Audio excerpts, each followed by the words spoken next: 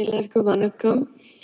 First of all ரொம்ப ரொம்ப நன்றி. ஏன்னா இப்போ வரைக்கும் என்னோட டான்ஸ் அப்புறம் ஒரு சாங்க்கு அப்ரிசியேஷன் வருது, ஐம் யூஸ் டு இட். ஆனால் ஒரு கேரக்டருக்கு ஒரு ஃபுல் ஃப்ளெஜ் ரோலுக்கு I think this was my first time.